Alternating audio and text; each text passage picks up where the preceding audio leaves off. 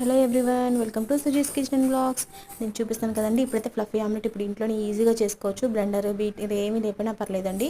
మీ ఇంట్లో ఒక ఫోర్క్ ఉంటే చాలు, ఈజీగా ఫ్లఫీ ఆమ్లెట్ అయితే చేసేసుకోవచ్చు. చూస్తున్నారు కదా ఎంత స్పాంజ్ లాగా ఎలా ఉందో, చాలా ఈజీగా చేసుకోవచ్చు. నేనైతే 2 ఎగ్స్ తీసుకున్నాను, బ్రేక్ చేశాను.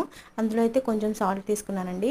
నెక్స్ట్ రెడ్ చిల్లీ ఫ్లేక్స్ ఉంటాయి కదా, ఎండుమిర్చిలో ఉండే గింజలు ఉంటాయి కదా, అవి అయితే నేను వేస్తున్నాను. మీరు కావాలంటే సూపర్ మార్కెట్లో దొరికే చిల్లీ ఫ్లేక్స్ ఏమైనా యూస్ చేసుకోవచ్చు. నేనైతే ఇంట్లో ఉండేవి యాడ్ చేస్తున్నాను. మీరు ఈ ప్లేస్లో కారం కూడా యాడ్ చేసుకోవచ్చు కావాలంటే కొంచెం.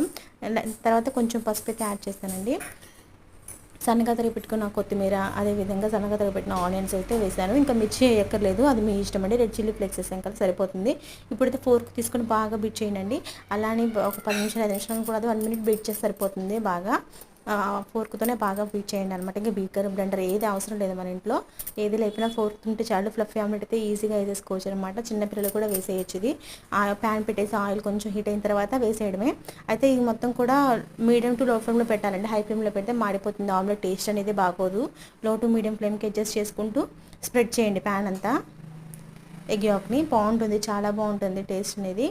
చూపించాను కదా మీకు ఎలా ఉందో, స్పాంజ్ లాగా ఫ్లఫీ ఆమ్లెట్ లాగే ఉంటుందండి. ఫ్లఫీ ఆమ్లెట్ అయినా అనొచ్చు ఇంకా ఈజీగా. ఇలా అయితే ఈజీగా చేయండి, చాలా బాగుంటుంది. పిల్లలు కూడా చాలా ఇష్టంగా అయితే తింటారు. చూపిస్తున్నాను కదా ఎంత బాగా ఉబ్బిందో ఆమ్లెట్ అనేది. స్పాంజ్ లాగే ఉంది కదా, ఇలా అయితే ట్రై చేయండి తప్పకుండా.